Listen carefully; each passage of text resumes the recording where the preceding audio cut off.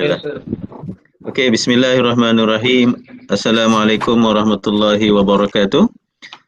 I hope everyone is keeping well. Alhamdulillah, today we will continue our lesson on topic 7, which is on cost of production. However, before we continue with lesson for today, I would like to make few announcements before we start. Number one, we have had our midterm exam last week, and inshallah, within 1.5 week time, I will try to release the result for that midterm exam. For part A, the multiple choice questions, you are already able to review your score and also look at the right answers. I think we will have one of the classes, we will before the final assessment, we will have one slot where we can discuss all questions that we have done previously. Secondly, we already had one quiz and one assignment in the form of class exercise 1. We will have 2 more quizzes and 2 more assignment or class exercises. We are already in week 11, so we only have 3 more weeks to go before the end of the semester. And thirdly, we will have final assessment on the 4th of August. The final assessment will be in the form of a take-home exam. Yeah, so the question paper will be uploaded on iTa'lim, and you are able to download the question paper just like what we had for a midterm exam right after subuh around 7 a.m. yeah, on the 4th of August. You can download the question paper right from 7 a.m. in the morning. You do all the questions and submit before 9 p.m. the same day. So you have 14 hours to do the final assessment. And the final assessment will carry 50%. Okay, so the final assessment will also have 2 parts, multiple choice questions and also essay questions. Any question before we continue with topic 7? Sir, how many essay questions will be there? 2 essays. Of course, each essay will carry 25 marks, so there will be sub questions. For example, question 1 will have A, and then A1, A2, A3, and then we have B, and we have C. Yeah, and then question 2 will have A, 1, 2, 3, and then B, 1, 2, and C. Something like this. Yeah.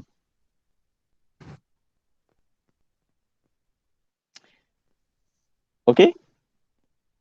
Any other questions?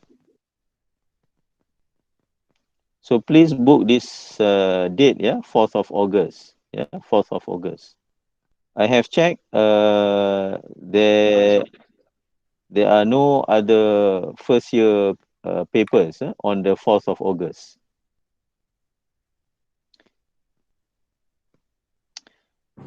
And then even if there is one other paper, then the take-home exam is from 7 a.m. to 9 p.m., 14 hours. So you have plenty of time to do your final assessment. Yeah? So, but please make sure that you free yourself from anything else. Yeah? Some of you may be working part-time and so on because you are staying back at home. So please, 4th of August, please make yourself available for the final assessment. All right, and inshallah, somebody is currently helping me to upload all our online classes so far on YouTube, and I think the link will be shared in this WhatsApp group and also on iTa'lim soon. Okay. Okay, sir. All right, so let's start the lesson for today.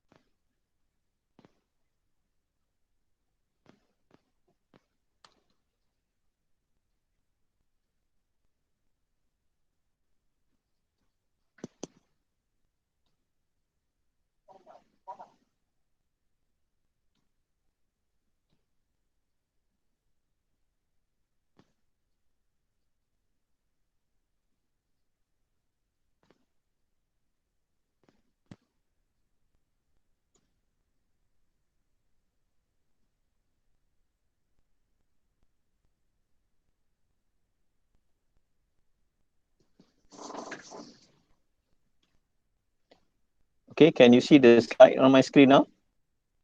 Yes, sir. Yes, sir. Okay, all right, thank you. Bismillahirrahmanirrahim. We are now moving to topic 7, which is on cost of production. Before we discuss some of the things included in this topic, let me first introduce you to some of the things that we need to know when we discuss about producer behavior. Yeah, last topic was on consumer behavior. We try to understand how consumer try to maximize satisfaction or utility by deciding on what to purchase, given number one, the marginal utility the product give to the consumer, and number two, the price of the product. Yeah, so the marginal utility per dollar represent the value of that product from the perspective of the consumer.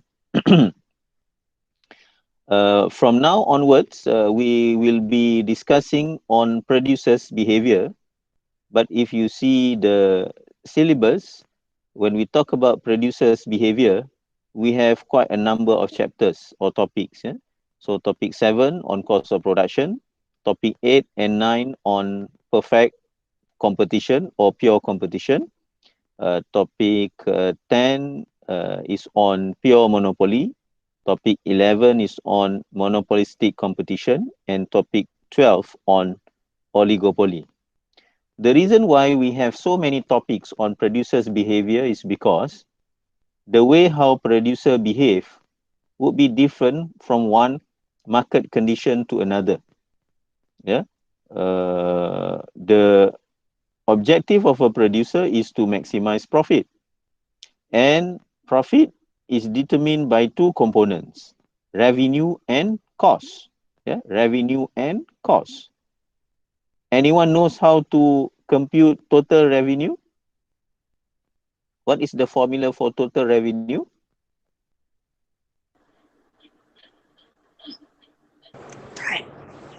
Price times quantity. Price times quantity. Yeah? Thank you very much. So this is also what we have discussed when we talk about the price elasticity of demand using the total revenue test, right? So price times quantity of the product sold. So in order for the producer to identify the point in which they would maximize profit, they need to take into consideration the revenue structure and also the cost structure facing their business. In terms of the revenue structure, we know that it is influenced by price and also quantity sold. For firms operating in a market where there are lots of competitors, yeah, a lot of competitors, then the way how they price their product would be significantly different from another firm that has no competitor at all. Yeah, for example, if you are a monopoly, you run a business and you control the market, you are a monopoly. The way how you behave is totally different from somebody who has a lot of competitors in terms of the pricing. For people who have a lot of competitors, they need to ensure that the price that they are charging should not be too much different from others. In fact, in the context of a purely competitive market, in a purely competitive market where there are lots of buyers and lots of sellers, yeah, the price is not determined by the seller. In fact, the price is determined by market demand and supply, just like what we discussed in topic 3, demand, supply and market equilibrium. So the market is actually the force which will determine the equilibrium price, and the firm will need to take that equilibrium price in the market as their selling price. Yeah. So in that case, the seller doesn't have any ability to determine the price. Unlike a pure monopoly where the seller is the only seller in the market, so the seller has a lot of room to decide on the price that they want to charge to their customers. Yeah? And even if they charge high price, customers doesn't have much other choices because the seller is the monopoly in the market.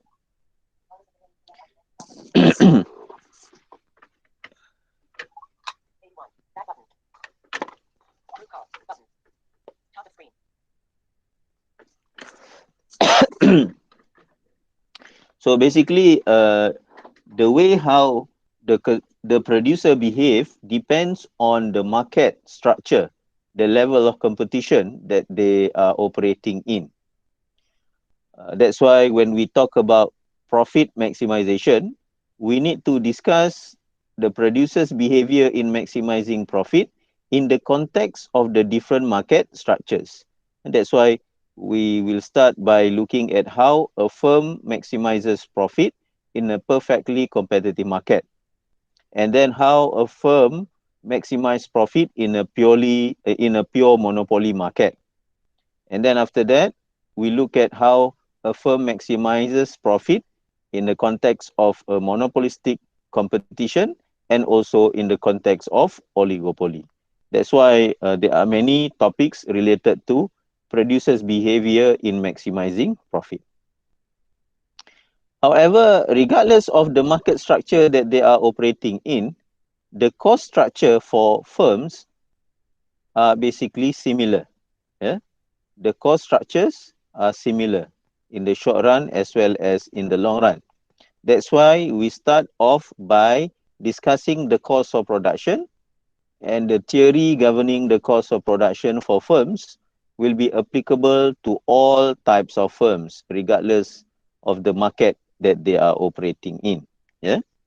So we discuss cost first, then we talk about revenue, and then we talk about profit maximization for the different market structures.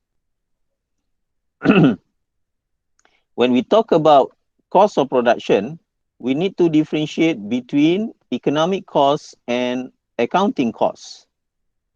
In this context, we need to identify whether the cost is explicit or implicit. Explicit involve monetary payments. Yeah. So when we use resources in the production process, you will incur costs. Some of these costs involve payment. Some of these costs may not necessarily involve payment, but the cost is still there. We call this implicit cost. All right. Remember, in our first topic, we talk about the fact that resources are limited, resources have multiple users. Once we have used resources for a particular purpose, it is no longer available for other purpose, And therefore, we have the concept of opportunity cost. Yeah, if you have used the land to build a hospital, then the land is no longer available for you to build other things. For example, school or mosque or supermarket. The same thing like the resources used by the producers. If the producer have used the land for its own business activity, then that land is no longer available to be rent out to earn some rental income.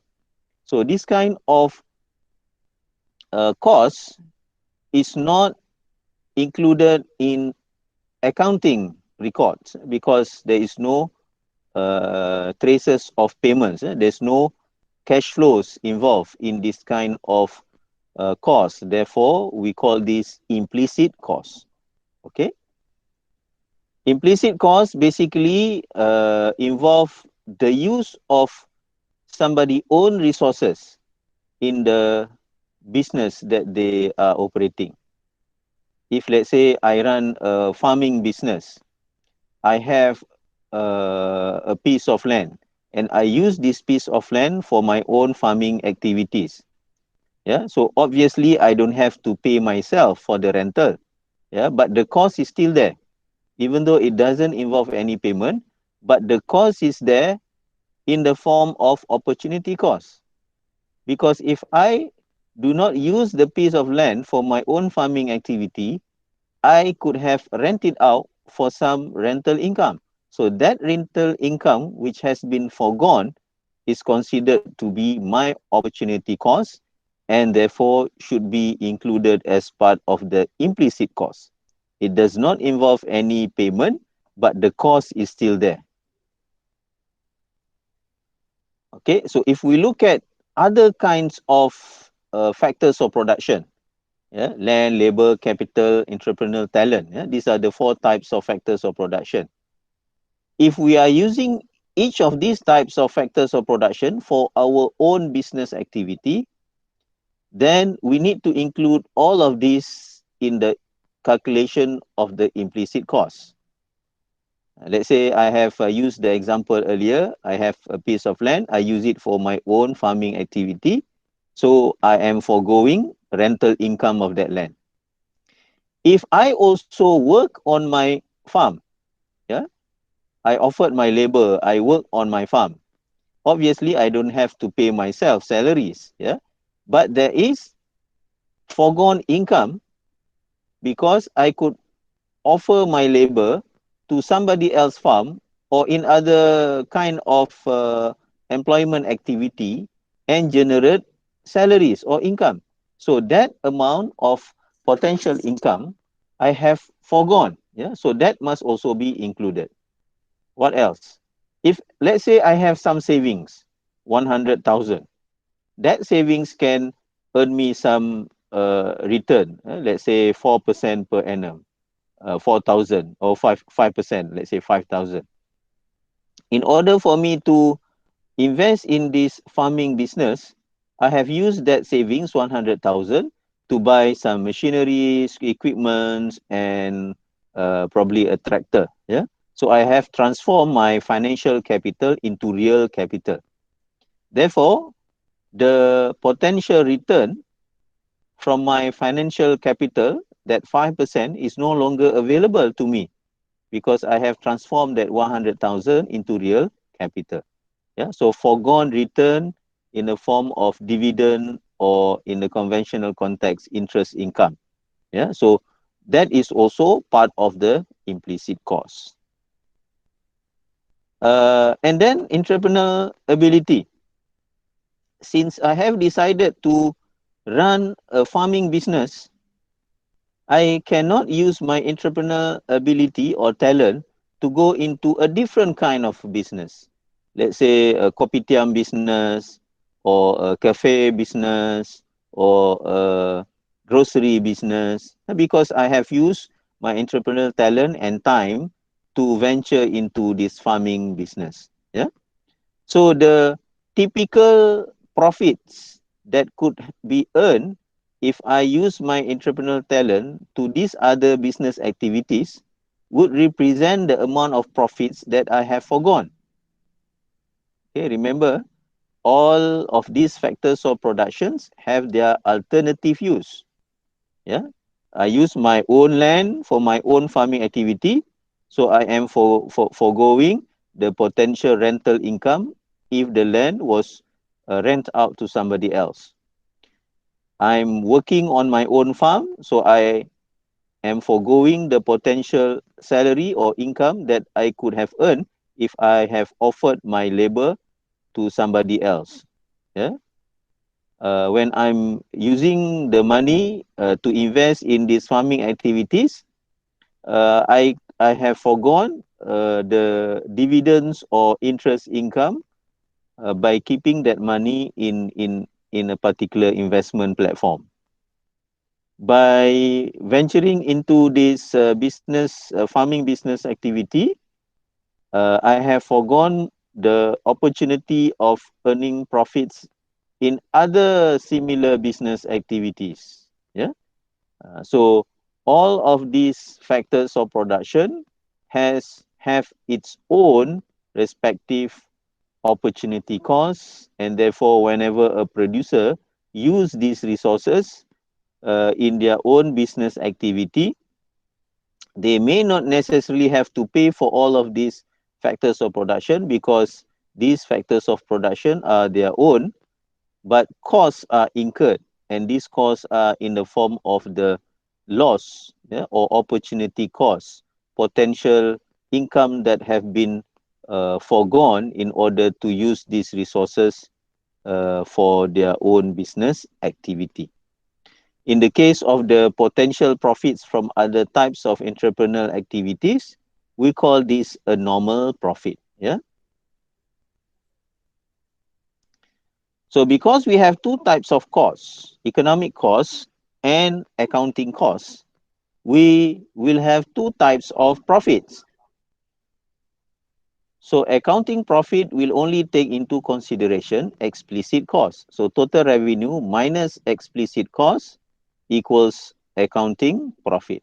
This is because implicit cost does not involve any cash flows, does not involve any movement of cash. Therefore, it will not be captured by our accounts. Yeah? So accounting profit will only take into consideration any actual payments involving monetary values or cash flow movements. Economic profit, on the other hand, takes into consideration both explicit and implicit cost. Yeah? Therefore, total revenue minus explicit costs and minus implicit costs. Yeah? In other words, from accounting profit, you need to take out implicit costs in order to come to the economic profit. Okay, so in other words, economic cost equals total revenue minus the sum of explicit and implicit costs. Okay, so which one will be larger, economic profit or accounting profit? Anyone?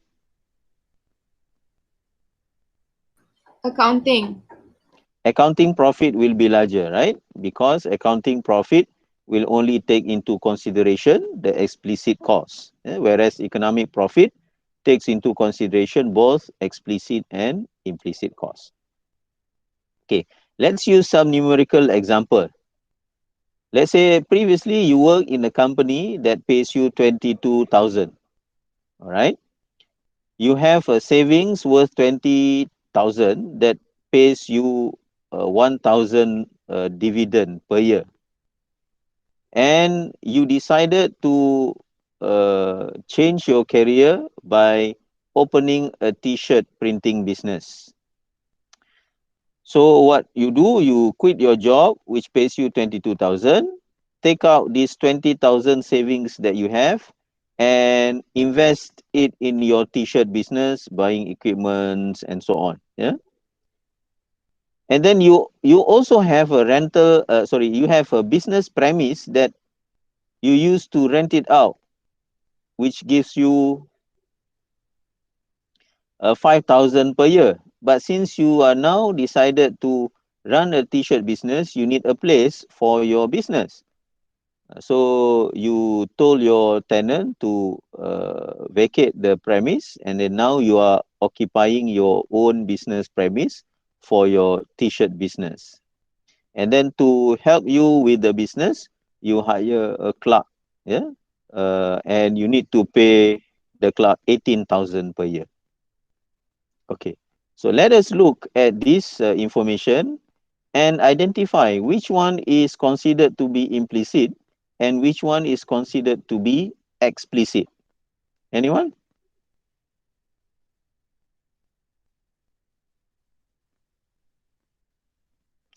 Explicit costs. So these are examples of explicit costs. Cost of t-shirts. This is the variable cost, right? You need to sell t-shirts. You need to buy the t-shirt and then do some printing on the t-shirt and then sell it off, right? So the cost of the raw materials, the t-shirts and all the printing is $40,000 per year. And then you need to pay the salary of the clerk, so 18,000 per year. Obviously, you need to pay for the utilities, water, electricity, and so on. 5,000 per year. So the total explicit cost is 63,000.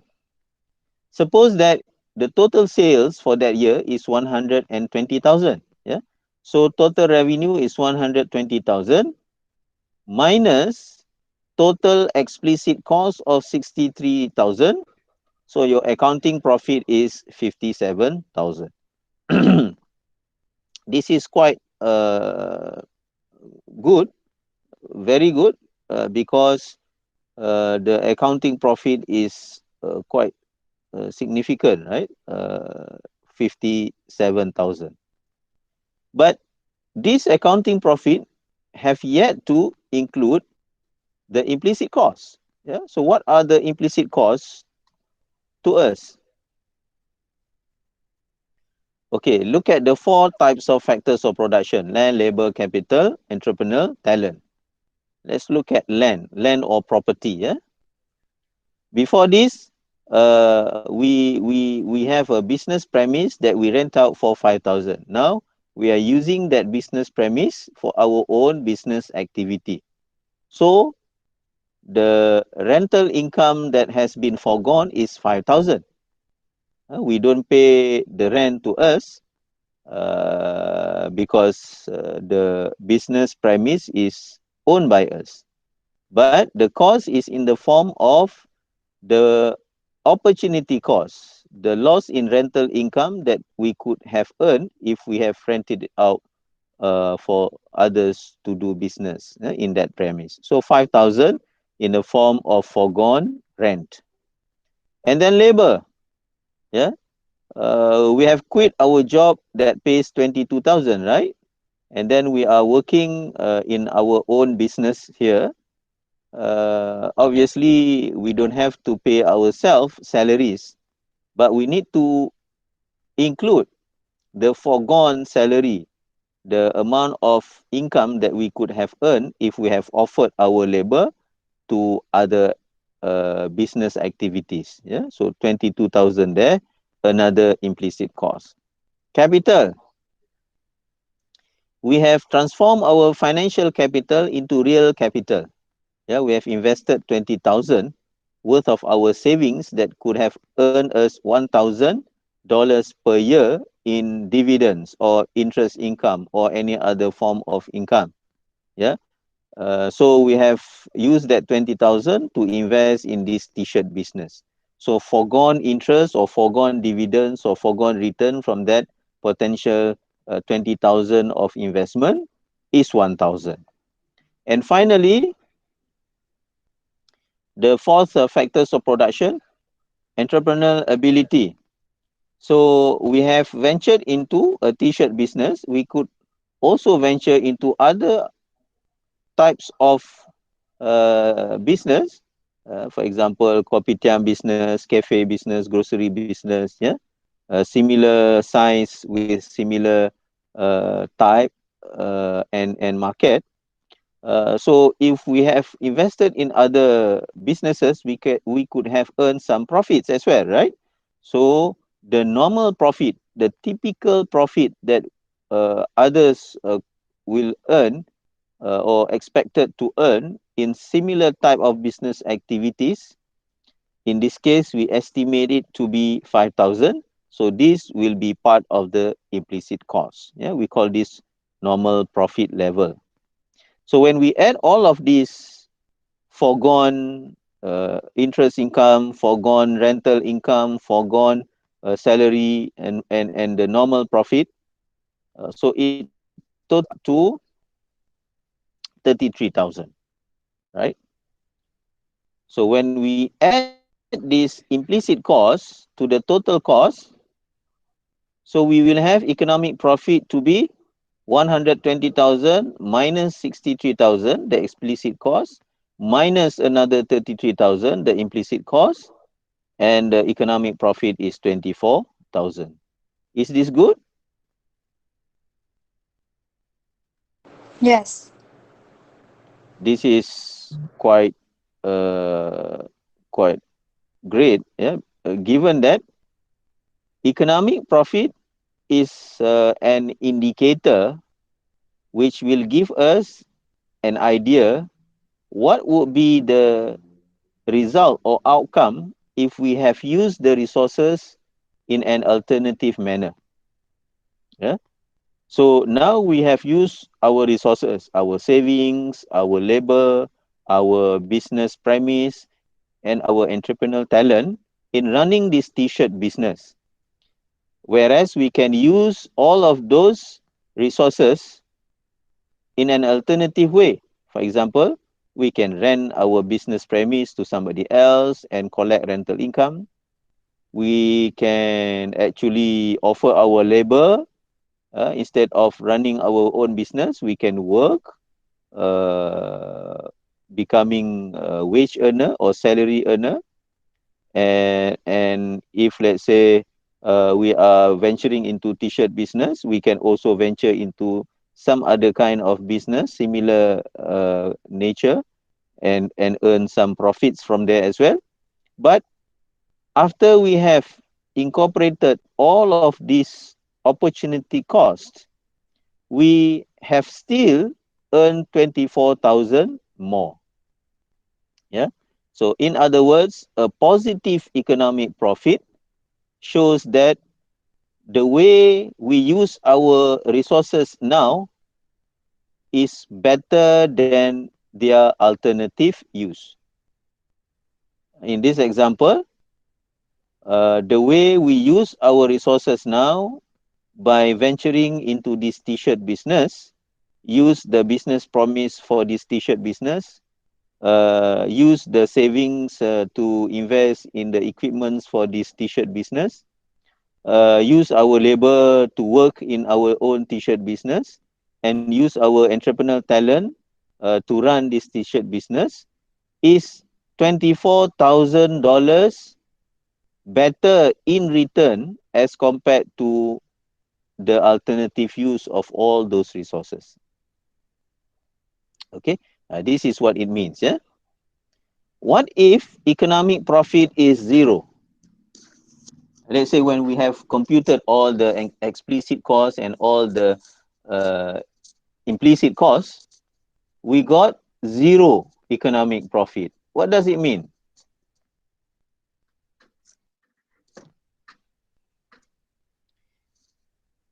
It means that whatever we are using the resources now, when we compare to their alternative use, the return are the same. Yeah, now we are running the t-shirt business. We could have used our business premise to be rent out. We could offer our labor to be employed by others and earn salary. We could have use the savings and keep it in the investment platform and earning some dividends, we could have ventured into a different kind of a business. However, all of the return from these alternative use are equal to the return that we are currently having. This is what we call zero economic profit. In other words, what we are using the resources for now, as compared to their alternative use, will give us the same economic return. Yeah, so that is the meaning when economic profit is zero. What if the economic profit is negative?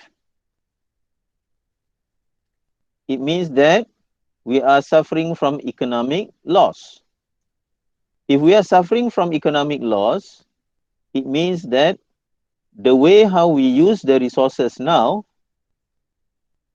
give us lower return as compared to their alternative use. Let's say when we have computed all explicit and implicit costs, we got negative 5,000 here. Yeah, negative 5,000 as economic profit, or an economic loss of 5,000. So that indicates to us that the alternative use of the resources is better by 5,000 as compared to what we have used the resources for now. So in other words, the way how we use the resources now is worse by 5,000 in return as compared to their alternative use. So if we have a negative 5,000 economic profit, it would be better for us to use the resources in their alternative manner. We stop running the t-shirt business and go back to work and earn the salary. We stop using the business premise for our own business activity and rent it out back again in the market for rental income. Yeah, we liquidate our equipments and so on, and then put it back in savings. Yeah, or we could also venture into a different business activity altogether. So in other words, a negative economic profit indicates that the alternative use of the resources is better. Okay. Uh, if you run a business, yeah, what will be the minimum level of economic profit that will keep you in that business? Anyone? What would be the minimum level of economic profit that will keep you in that business? 1. Or one, yeah? Yes, but a more accurate answer would be zero. Yeah? Zero. Because if you are running that business and then you have zero economic profit, it means that what you are currently doing is equally giving you the same return as compared to alternative. Yeah. So normally people will not change whenever the change will give you the same thing, right? Let's say you are currently running a t-shirt business and your economic profit is zero. If you change the way how you use the resources to its alternative use, you will get the same result, right? So you will not be changing if the outcome will still be the same. Yeah. So unless the outcome is better, if you have a negative economic profit, then it is clear that moving to a different way how you want to use the resources in its alternative way will give you better outcome. So then you will decide to change the way how you use your resources now. Yeah. So the minimum level of economic profit that will keep you in that business is zero. Any positive return in terms of the economic profit will be good, but zero will keep you in that business. Yeah. The moment that it becomes negative, it will be clear that it's time for you to use the resources in the alternative manner. Okay, now let's go into the production process. Yeah, production process. Remember when we discussed about the price elasticity of supply, the most important determinant for the price elasticity of supply is time. And then we have discussed the three different time horizons in production.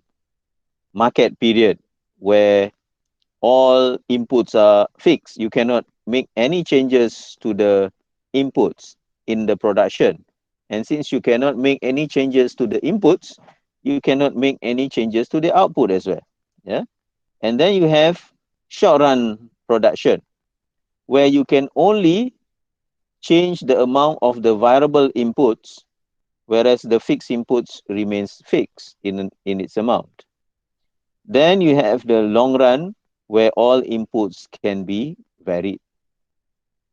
Okay, so in the short run, there are variable inputs, and there is at least one fixed input, which creates the limitation of the production process. Yeah? In other words, your plant capacity will be fixed. Yeah? For example, if you run a farm, then the size of the land will determine the capacity of your production. Yeah? You cannot produce 1 million tons of potatoes on 1 acre of land. Yeah, there will be some maximum amount of potatoes that can be cultivated within 1 acre of land. If you have a certain size of a factory, then you cannot produce more than what the factory capacity enable you to produce. Okay. In the long run, all inputs are variable. So you can change anything, including the land in the case of the farming business, or the size of the factory and the number of machines you have in the factory. Yeah, in the case of the factory example. Therefore, you are able to have a variable plan. The capacity to produce can be varied altogether. If you want to produce in a small amount, you can reduce all inputs. If you want to increase your production to a larger amount, you can increase all inputs. And not only that, in the long run, you can even exit your current industry and enter into another industry. Remember earlier, the economic profit that will keep you in the business, the minimum is zero, right? If you have a negative economic profit, it means that the alternative use of the resources is giving you a better return. Then you may want to exit your current business and move into another business. Yeah? For example, after calculating, your t-shirt business has a negative economic profit. And then when you compute, the profit in the cafe business is higher. Therefore, therefore it is time for you to exit your t-shirt business and enter into another business, cafe business. Yeah, so this is possible in the long run.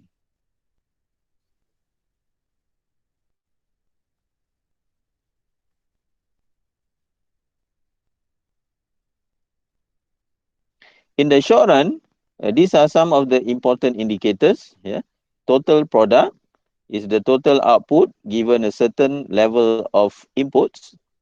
Marginal product is the additional output whenever you add one more unit of a variable input. And then average product is the total output divided by the total variable inputs that you are using in the short run. Okay. So variable input can be in many forms. It can be labor. It can be the numbers of equipments you use. Yeah. It can also be uh, uh, what else? Machines that you use in the productions. Yeah. However, in this example, we are using labor as variable inputs. Yeah.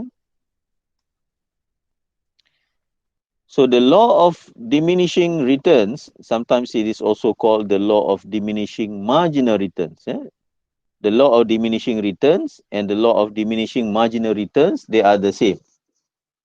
It refers to the marginal product of labor that would decline after some point. Okay, so let us look at the table here. Okay, no table here, just the assumptions here. Okay, so the law of diminishing marginal returns or the law of diminishing returns characterizes the relationship between variable input and total output in the short run. Remember, variable input only exists in the short run.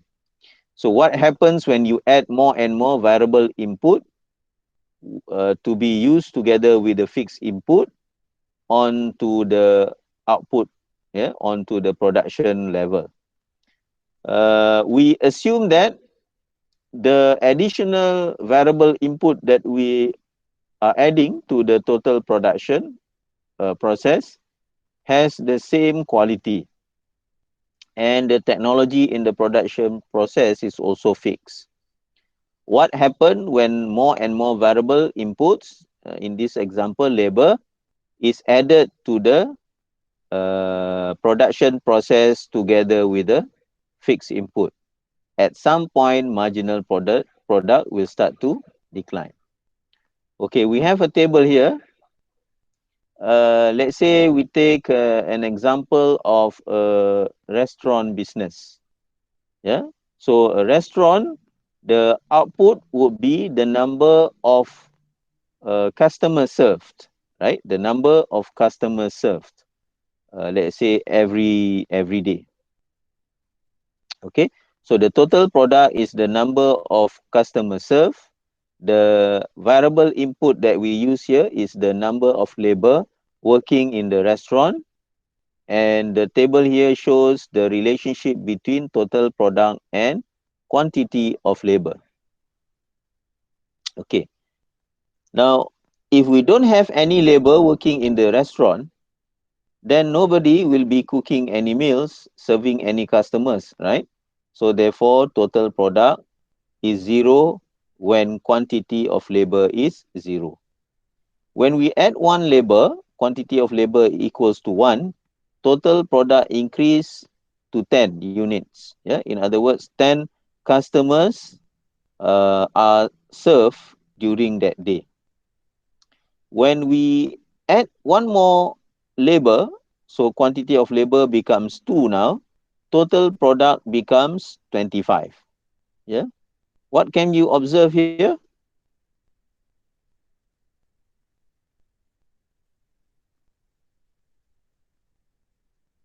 Marginal returns increase. Marginal returns here or marginal product here is increasing. We assumed earlier that the quality of the variable input, in this example labor, are the same. Yeah, the first labor and the second labor, they are of equal quality.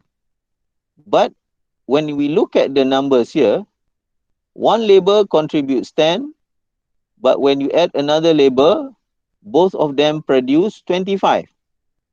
Yeah.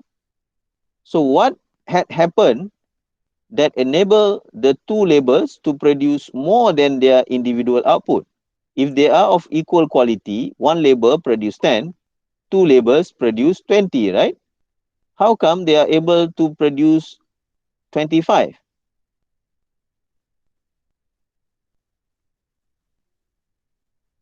Anyone?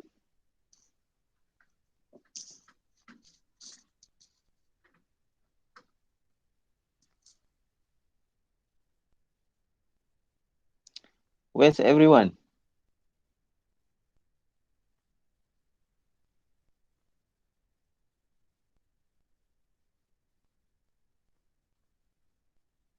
Higher efficiency.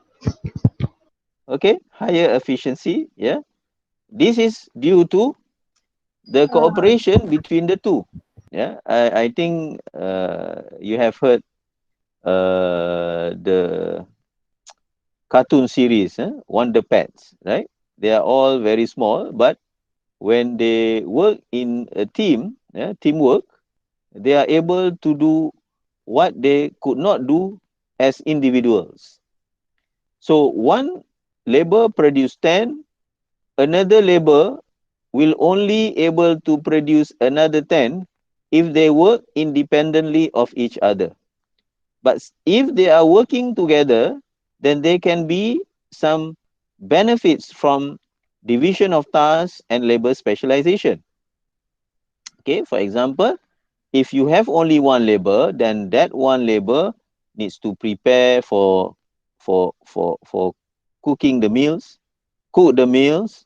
Sorry, before that, greet the customers, take orders, rush to the kitchen, prepare for cooking, cook the meals, serve the meals, and later collect payment. Yeah.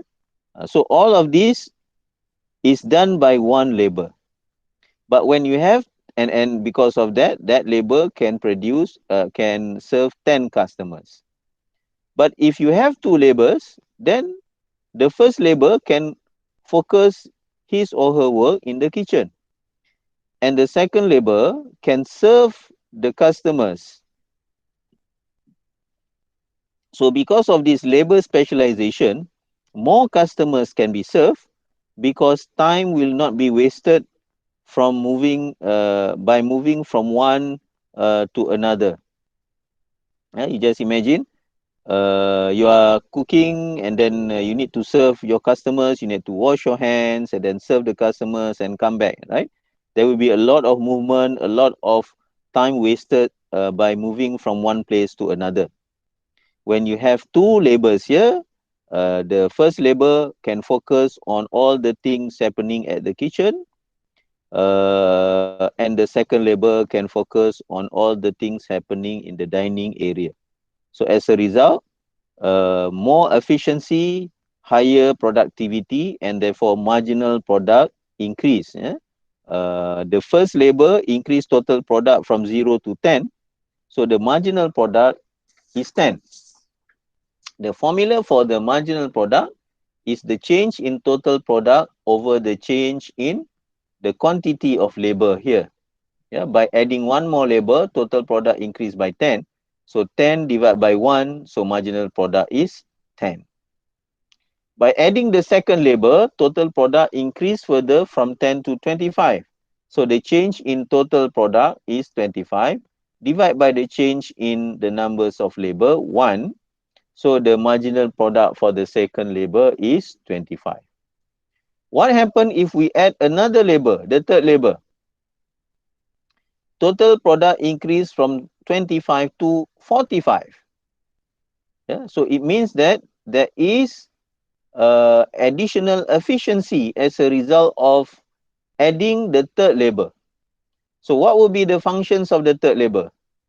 Maybe the third labor can be at the cash register, yeah, collecting payments, giving change, and maybe some other services for the customers. So the first labor focus his or her job in the kitchen. The second labor is in the dining area, and the third labor will be providing additional services to customers and also collect payment at the cash register. So because of this labor specialization, things are getting much more faster and more efficient, and therefore 40 customers can be served. 45 customers can be served. If you look at the marginal product of the third labor, the change in total product is from 25 to 45. So the change in total product is 20 divided by the change in the quantity of labor 1. So marginal product of the third labor is 20. What happens if we add another labor, the fourth labor? What will be the functions of the fourth labor? Probably the fourth labor can help the first labor at the kitchen. Yeah, prepare the materials, cutting down the onions, the vegetables, the meat, the chicken, and so on. And the first labor can cook the meals, and therefore preparation of meals will be faster. But since the fourth labor is only assisting the first labor, the increase in efficiency is not that significant. Total product is increasing, yes, yeah. Total product increased from 45 to 60. So marginal product of the fourth labor is 15. Yeah, change in total product is 45 to 60. Yeah, the difference is 15 divided by the change in the number of labor 1. So marginal product of the fourth labor is 15. Okay.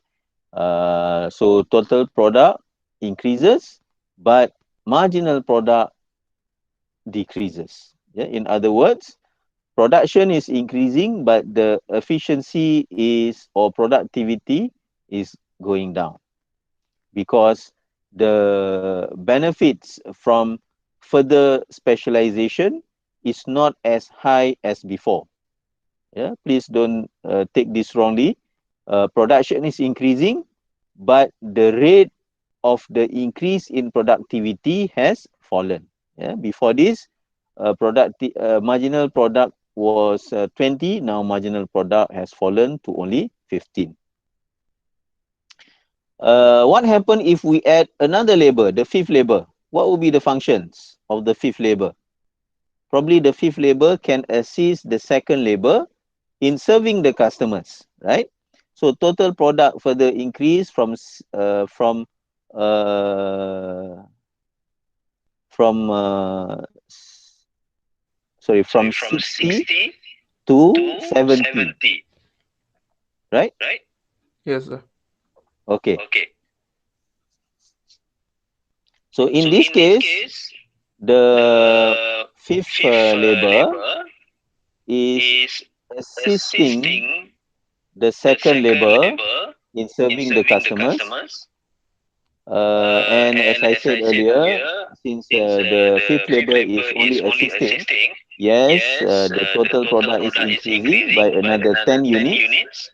But if we look at the marginal product is currently at 10 units for the fifth labor, lesser than the previous ones. Yeah? The third labor contributes 20 marginal product, the fourth labor contributes 15, the fifth labor now only contributes 10. What happens if we add another labor, the sixth labor? What will be the function of the sixth labor? Probably the sixth labor can help the third labor at the cash register. Yeah, but you only have one cash register machines. Therefore, it is not contributing much to the improvement in productivity.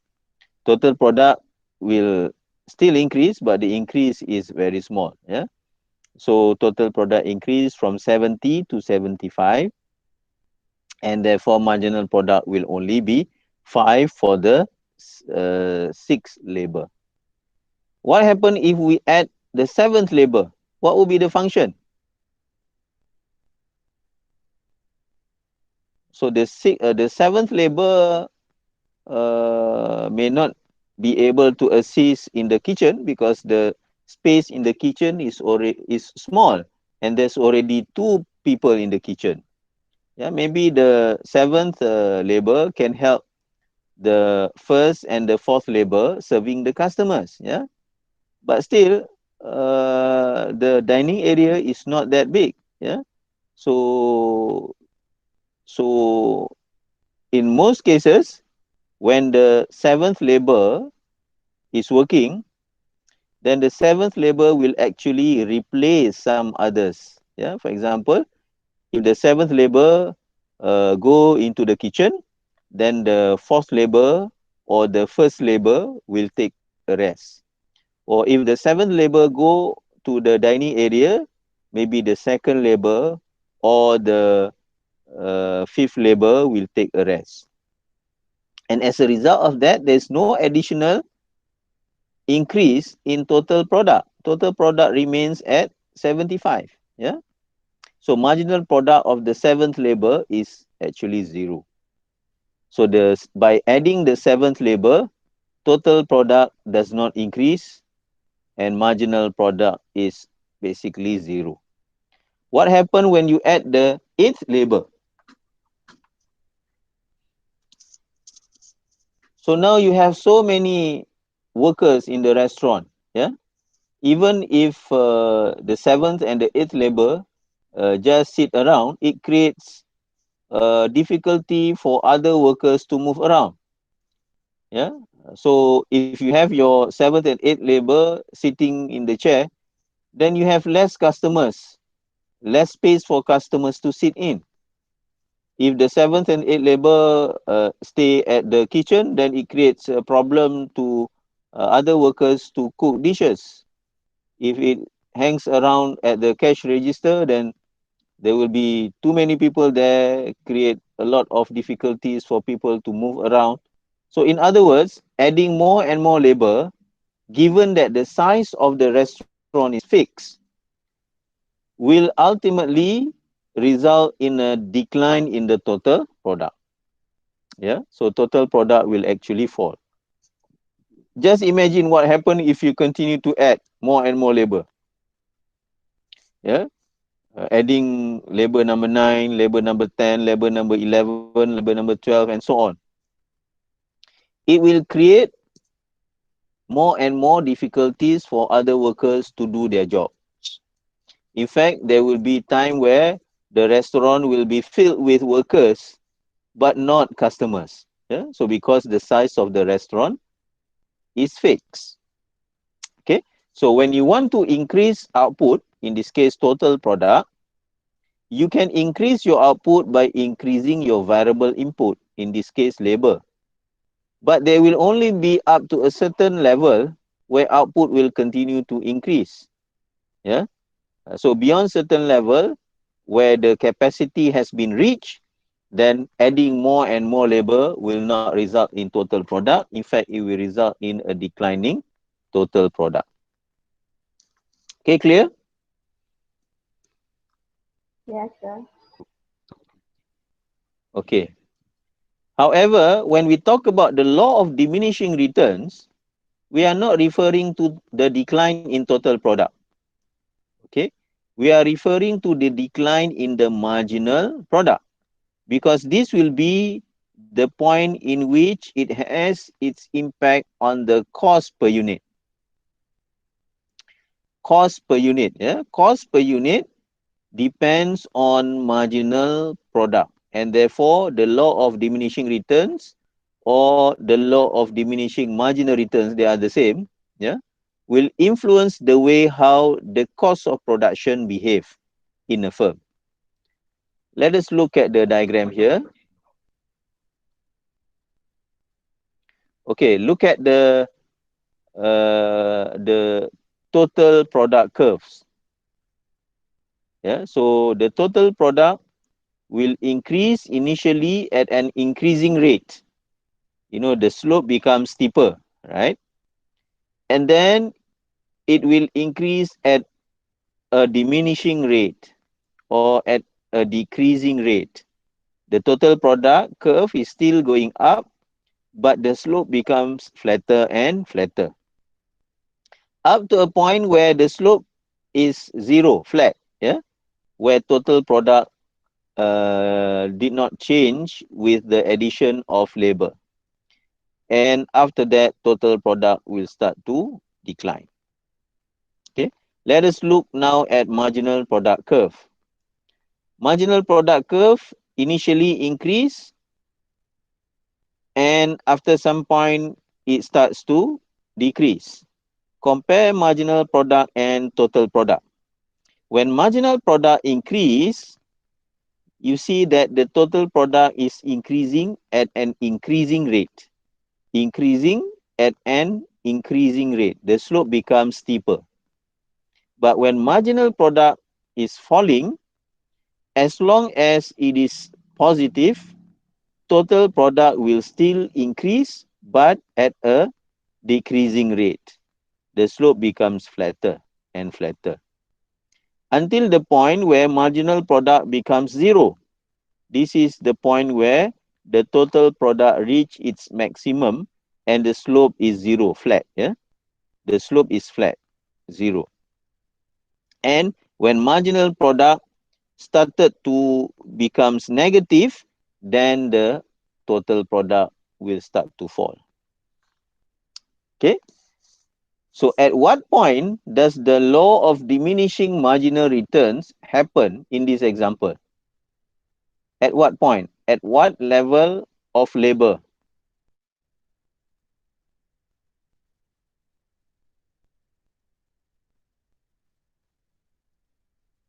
Anyone?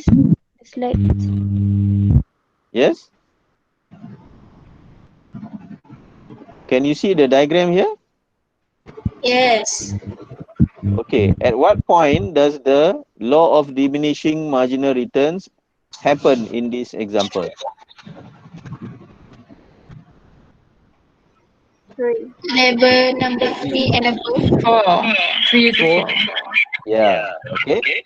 So at the point where the fourth labor is added, yeah, because at for the third labor, marginal product was 20, but for the fourth labor, marginal product was 15. Yeah, so this is the point where the marginal product started to fall. Yeah, with the addition of the fourth labor, or you can also answer after the third labor. Yeah, so marginal product after the third labor, or more accurately, you can say marginal product started to fall with the addition of the fourth labor onwards. Okay.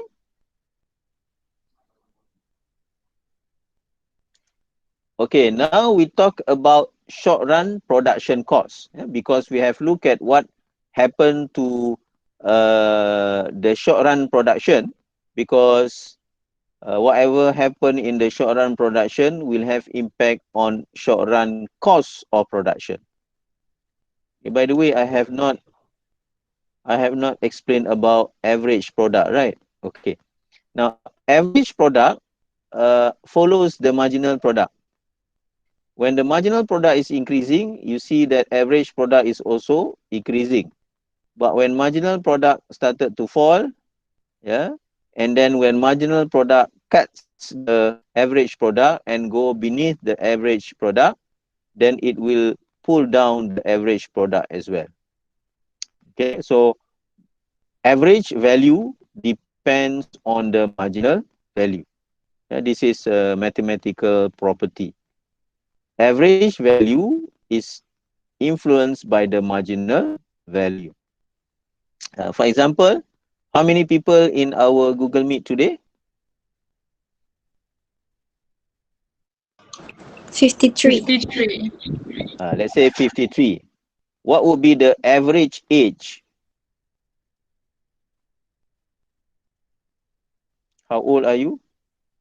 20.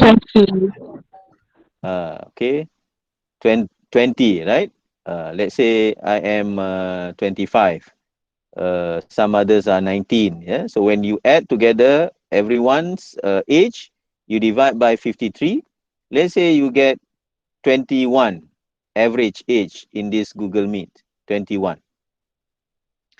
What happened if my son comes into this Google Meet? What happened to the average age? It will become lower. It will be lower, right? Right? Let's say my 6-year-old son click join this Google Meet and then be part of this class. Yeah. So the average age in this class will go down. The reason is because the marginal value or the additional value influence the average value. Okay. What happened if, let's say, the dean decided to check on the lecturers and suddenly appeared in this Google Meet? What will happen to the average age? Increase.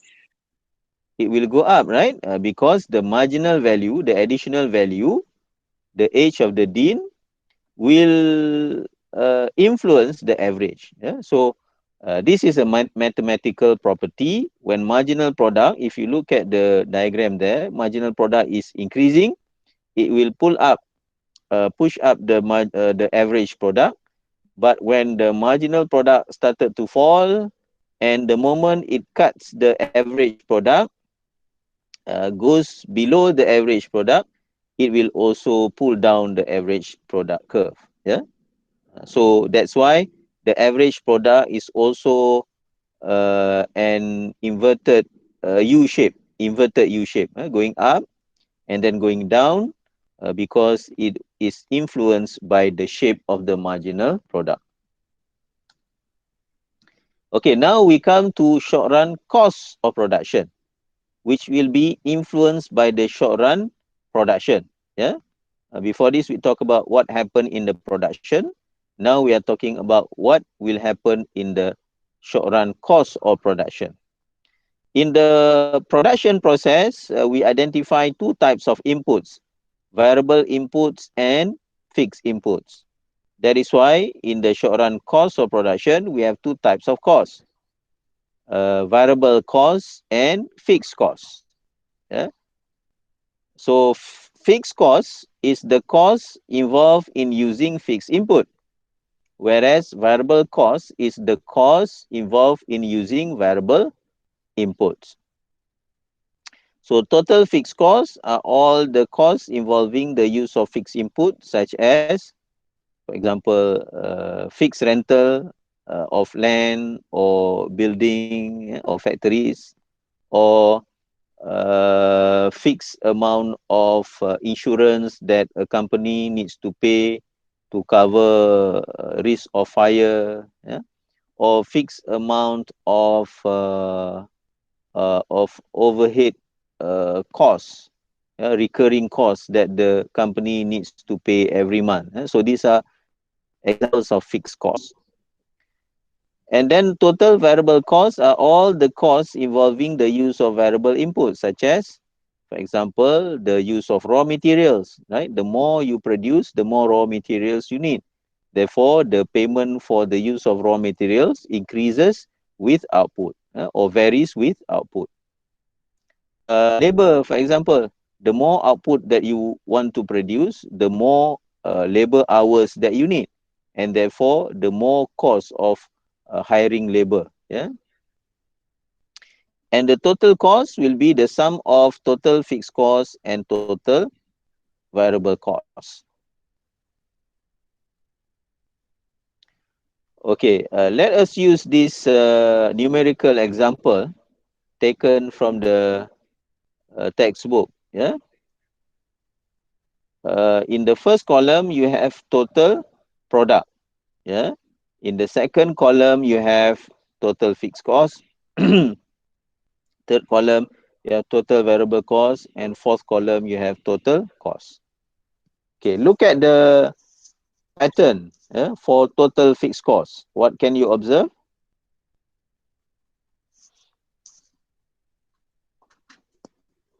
It's remain the same for total. Yeah, right.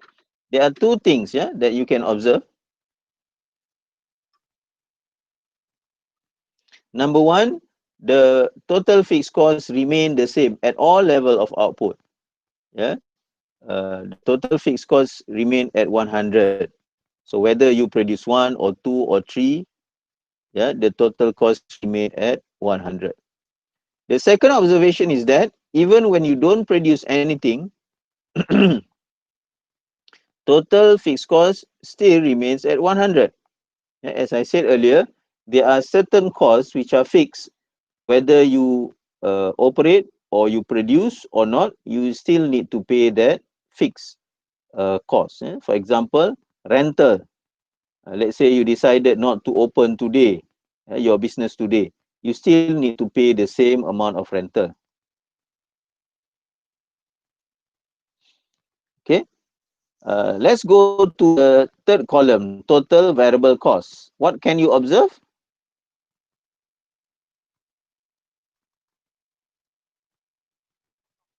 It increases as the total product increase. Yes, It increases as the number of output increases, right? However, when the output is zero, then total variable cost is also zero. Okay, and then total cost is basically uh, you are adding column number 2 and column number 3. Yeah, total fixed cost plus total variable cost will give you total cost. Okay, let's look at the diagram here. Look at total fixed cost. Yeah, it's a perfectly curve. Yeah, horizontal curve. Even at zero, total fixed cost remains at 100. Look at the total variable cost. It starts from zero, yeah, from the origin, zero, and then it increase as we produce more and more quantities of output. But if you see the trend of the curve, the shape of the total variable curve, you can see that initially it increased at a slower rate. Total cost increase at a slower rate because the slope is becoming flatter and flatter. However, after some point, the slope becomes steeper and steeper. This is when the diminishing returns happen in the production. Yeah, when marginal product is increasing, in other words, productivity and efficiency of labor is increasing, total cost increase at a slower rate. Yeah, total variable cost increase at a slower rate. When marginal product started to fall, yeah, efficiency and productivity of labor has becoming lower and lower. You will see that total variable cost here increasing at an increasing rate. Yeah, the slope becomes steeper and steeper. And then finally, the total cost. The difference between total cost and total cost and total variable cost is the amount of the total fixed cost.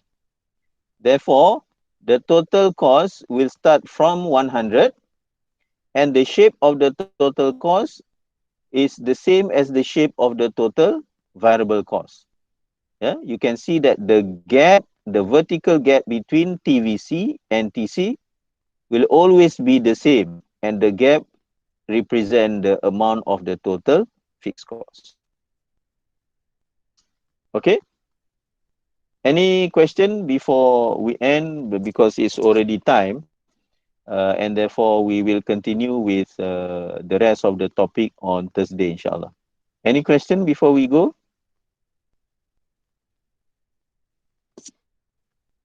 No, sir.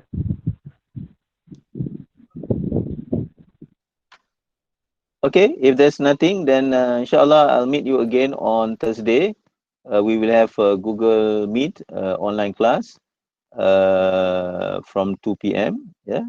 So if there's any information that I would like to inform to you, particularly on the link to the recording of our previous classes, I will do it on the WhatsApp group. Okay. Thank you very much for your attention and patience with these online classes.